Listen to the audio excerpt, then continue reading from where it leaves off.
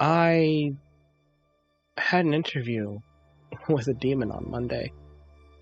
Yeah, I learned an awful lot about the world I wasn't really ready for, but it's shocking how much everything makes sense now. Because of that, I don't know how much further into the story we can go without me discussing the cosmology of our world. So I talked about it with Andrew, and we both agreed it's time. Bree, I understand when you see this video, you'll be learning some of this stuff for the first time. Please, whatever you do, don't tell the keepers.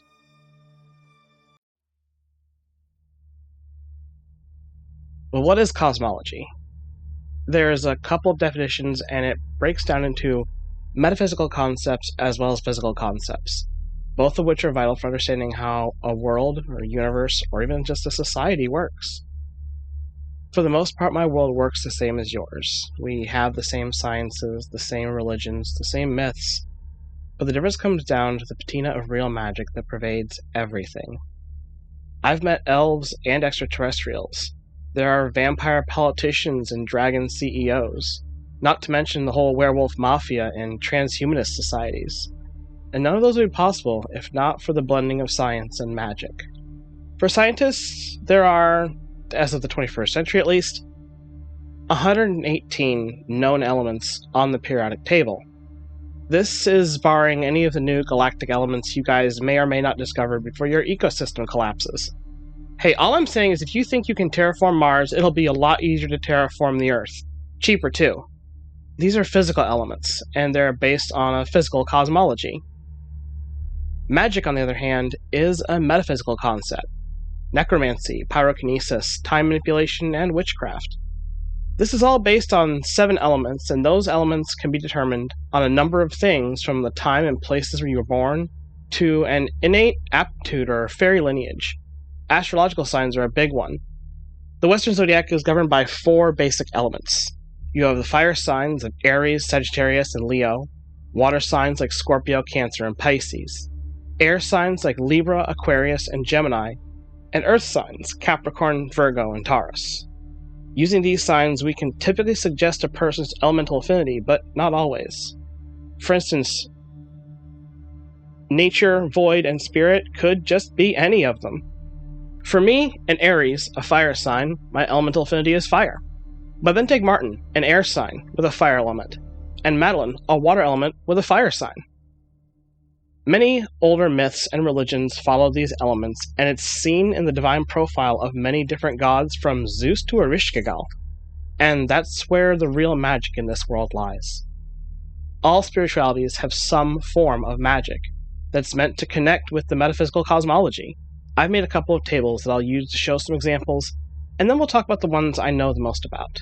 This is by no means an exhaustive list, so much as they're just examples. You can virtually use these aspects to explain any of the mythical cosmologies in our world. So Norse magic, called Satyr or Galdr. But Satyr is a feminine magic and fate-weaving form of magic associated with the goddess of Freyr and later Odin. It involved prophecy, shape-shifting, spirit communication, and manipulation of the mind or reality. It's often connected with weaving the threads of fate. Practitioners of Satyr are called Sidkana. It could be of any gender, but the practice was inherently feminine in nature. Galdr, on the other hand, is magical chanting and singing, associated with spoken incantations or rune-based powers, often used by men like Odin. Chants and singing, while not inherently feminine, have a strong presence in magical adaptation. The Colt is the Irish word for magic or sorcery. It's practiced by druids, bards, and seers whose roles blended politics, nature worship, and prophecy. This type of magic was tied to the land, nature, spirits, and the otherworld. Awen, the Welsh word for inspiration, was the divine creative force channeled by bards. Powerful rituals would be conducted in sacred groves where practitioners wouldn't be disturbed, or at wells and crossroads, as those were thought to be portals to the otherworld. Liminal spaces play a huge part in Irish magic. The Mesopotamian cosmology, which includes Sumerian, Akkadian, and Babylonian myths, practiced Siptu, Aspu, and Masmasu. Magic was sanctioned and deeply tied to divine law, and many of these magical practices were meant to protect from the influences of demons and misfortune. Mesopotamian mythology and the eternal struggle between Ahura Mazda and the Ahriman is where we get the concept of an unending struggle between good and evil. Hindu magic is tied to siddhis, tantra, and mantra. Siddhis is probably the closest yet to what you'd consider your classic magical spells. Supernatural abilities attained through spiritual advancement could be anything from levitation, telepathy, bilocation, or pyrokinesis. These spiritual abilities were said to be obtained through deep meditation and yogic practices.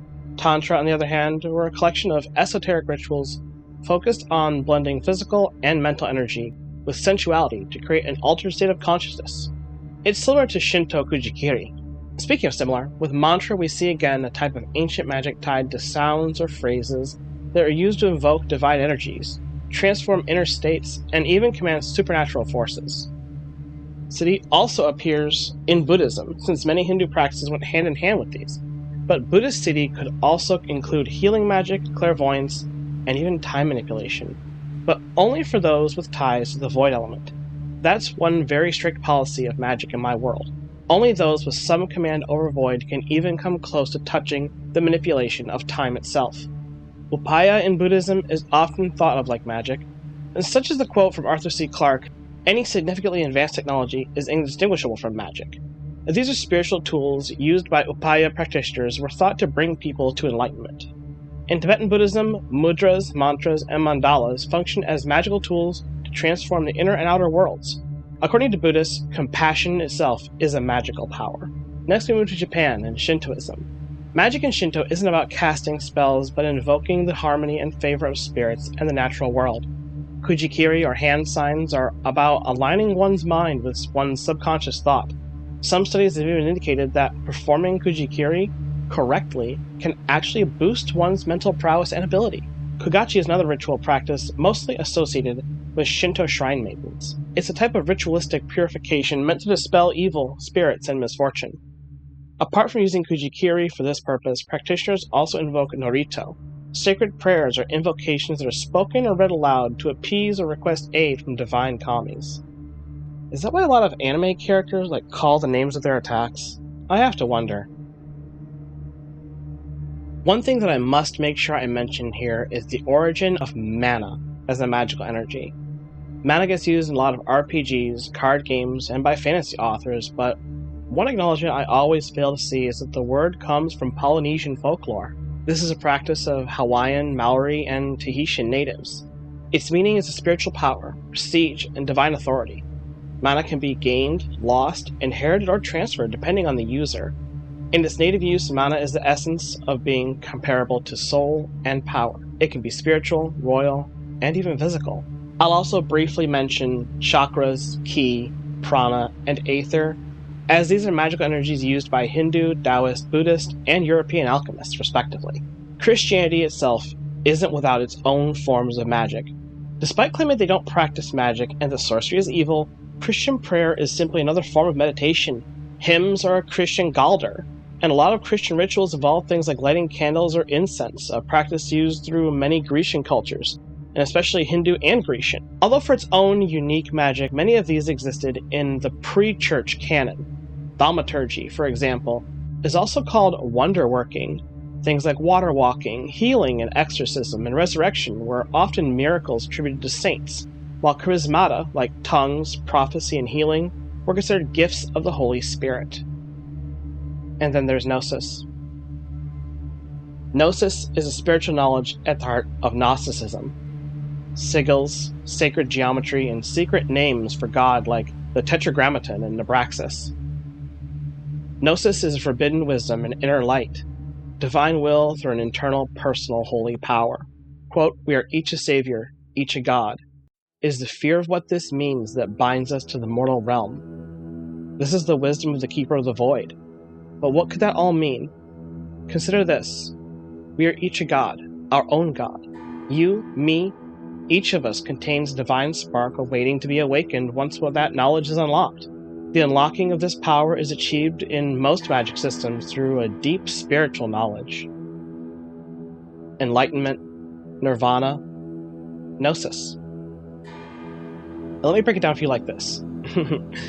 In the beginning, there were many gods, and those gods each aligned with the 7 elements of fire, water, earth, air, nature, spirit, and void. For example, fire deities include any god or goddess in mythology with a profile that deals mostly with fire, flames, passion, anger, temperament, and the sun. Deities like Agni Deva in Hinduism, or Brigid in Celtic, Hephaestus or Apollo in Greek, Nusku in Mesopotamian. And one thing all these gods have in common is their origin as incarnations of the Keeper of the Flame. All of the 7 keepers work this way, each of them with their own element. If the god in question is a psychopomp, that's the keeper's spirit, such as Odin, Thoth, or Quetzalcoatl. The keeper of tides deals with the moon, oceans, lakes, and sensuality. Gods like Aphrodite, Benzaiten, Ganga, and Tiamat. Tricksters, free thinkers, and wind deities were all once aspects of the keepers of the wind, such as Loki, Arianod, and Zephyrus, while gods of revelry such as Thor and Dionysus or Ceranos and Prethi were the keeper of stones. Nature deities are potentially the most plentiful.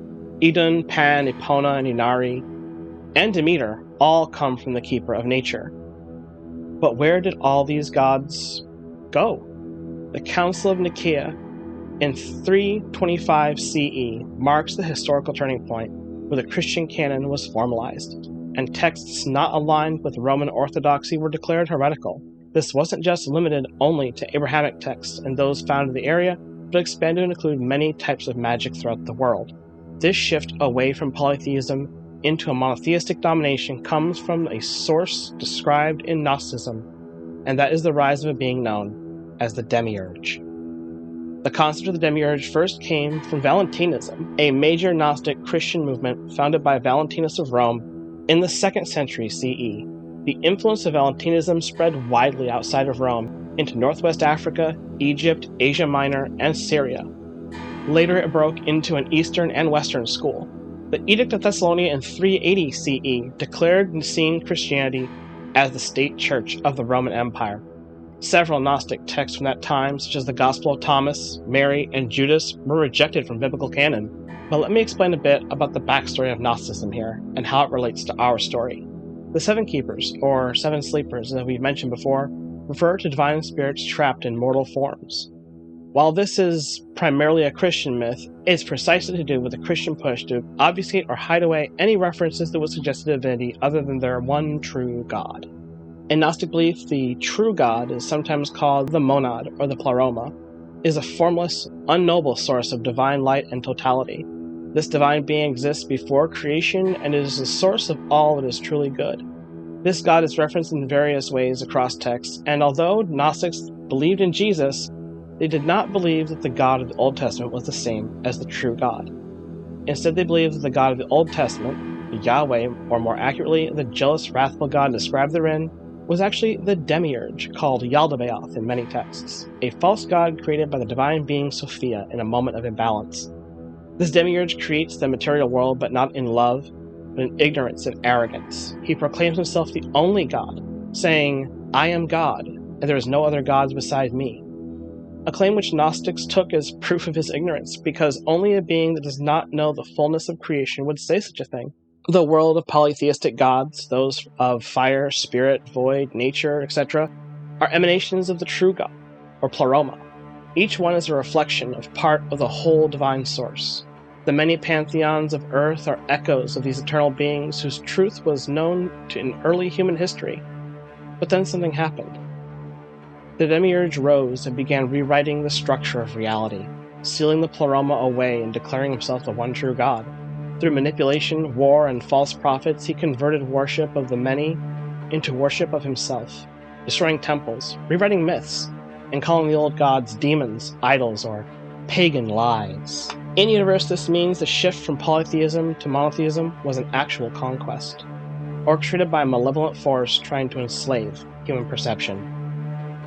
In the Babylonian Talmud, there's a reference to a being called El Elyon, God Most High, which Gnostics interpret as the true God, older and above Yahweh. Yahweh in turn becomes a local, imperfect God.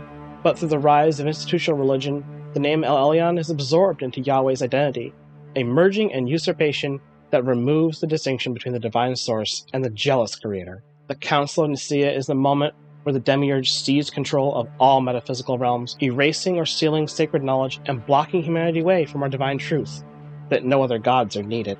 Enter the Gnostic pair of Satanel and Sophia. In Gnosticism, the name Satanel means adversary or opposer, and is typically a name given to the evil counterpart of God, whereas Sophia is the Greek word for wisdom. This partnership is what created the being named Yaldabaoth. Yaldabaoth, being the child of Sophitia and Satanel, was always kept close to the source and taught the ways of Gnosis. Never before had the two created a child, but Yaldabaoth's lust for power created an imbalance, a disharmony, and this disharmony fractured the pantheons. Upon seeing the Pleroma, Yaldabaoth wanted it for himself. He betrayed Sophitia's trust and seized the Pleroma for himself. This event is what sparked the several cataclysmic events that destroyed many pantheons, such as Ragnarok, the fall of the Tuatheta Danann, great floods, and even meteors. These are not disconnected myths, they are echoes of the same original wound, the severance from the divine truth. Sophitia and Satanel were the twin pillars of metaphysical balance, gnosis and will, destiny and motion, darkness and light. They both died in the betrayal, not as punishment, but as a consequence of the broken cosmic harmony. The lights just flickered. Taking control of the Pleroma didn't just disrupt the present moment, but past and futures too. Those gods that were not destroyed realized they were cut off from the source, and without their divine tie, could be killed permanently, and so they hid, never truly vanishing, but now existing in fear of what Yaldabaoth had become and the false reality he was weaving into place. But their death was not an ending. It's a mythic reincarnation. Satanel and Sophia were reincarnated as mortals, now limited and tethered to material, but still whispering with old divinity. They arrive in a vast and plentiful garden full of animals, plants, and even humans. Yaldabaoth, now calling himself Yahweh, had taken to creating new humans. The first he called Adam and Lilith were the personifications of earth and air, land and sky. But Lilith was like a cloud or breeze and could not be controlled. Lilith was the first aspect of the eternal feminine, a power that was later separated from Adam to create Eve. But they were never meant to be ruled. They were part of the elemental divine whole. Eve was less rebellious, but more open to awakening. Seeing this, the new incarnations of Spirit and Void, Lucifer and Serpentarius, saw an opportunity, not temptation, but salvation. Deep within the garden was a sapling of Yggdrasil, the very tree of which Odin hung himself to attain divine wisdom. The fruit of this tree still contained the essence of the source. It was their one chance. Lucifer and Serpentarius attempted to reignite the divine memory, but it was only a spark. The fruit was not enough, and Yaldabaoth's retaliation was vicious. Serpentarius was dismembered and forced to crawl for the rest of his days, echoing myths of Osiris, Dionysus, and Tiamat. He became lost among the other 12 signs of the zodiac, and remains lost even now. Lucifer, on the other hand, is cast into hell, not as a devil, but as a fallen god imprisoned for his defiance, mirroring Prometheus, his name forever demonized and cursed by the church, who do not realize they serve a false idol, an illusion. But what happens next? Yahweh himself recreated Spirit and Void as Abel and Cain. But this isn't their true essence. It's a puppet show. Cain kills Abel not because of inherent evil, but because the balance is denied. Murder cements Yaldabaoth's power. He blames Cain, but it was always his orchestration. In this act, he divides Spirit and Void for millennia, preventing their reunification and denying humanity a chance to awaken. The demiurge manipulated Cain on purpose, knowing what would happen, much like Claudius in Shakespeare's Hamlet. If we look at Yahweh as Claudius, Abel as King Hamlet, and Cain as Prince Hamlet, Yahweh deflects suspicion from his role in Abel's death by setting up a scenario to look as though all the blame lies with Cain, in order to manipulate control and drive a permanent wedge between the two. At least that's what he hoped. For eons this continued.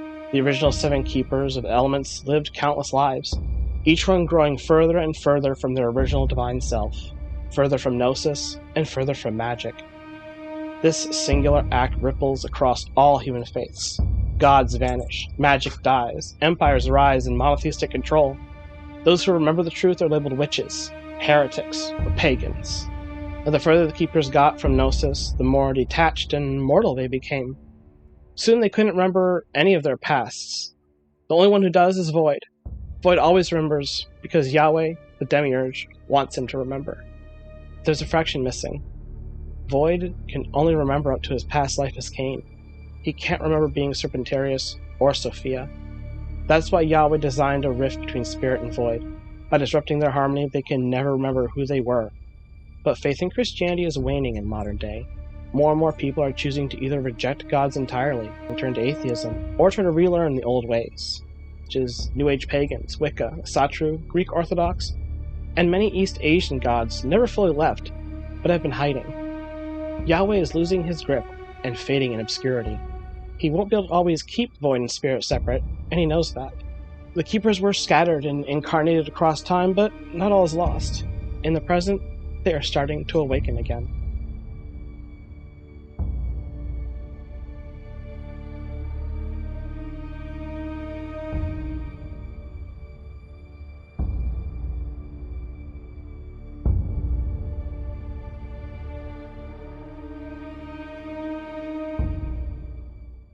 Patreon is our main hub for all things involved with Tales of Atonement, and our patron support helps us produce our episodes faster and with more consistency. But what's in it for you? From there you can find our Tales of Atonement Discord server, art, music, comics, as well as exclusive viewership for upcoming scripts. Supporting us on Patreon is what shows us we're part of a growing community of artists, actors, history buffs, and storytellers that have become fascinated with our characters these past couple of years. This is our passion project we've put our hearts and souls into over 20 years, and your support really helps keep that flame alive. Right now, a big thanks to Pammy Poo, Heinrich28, Shadow Fox, Charles Tam, Arya Gamari, Jace Morland, and Lunder Lumen. And of course, everyone who joins us each week. At the very least, I hope you'll like this video, subscribe, and ring my bell if it really resonated with you. And I'll see you again next week. Many a Mikkel, Maximuckle.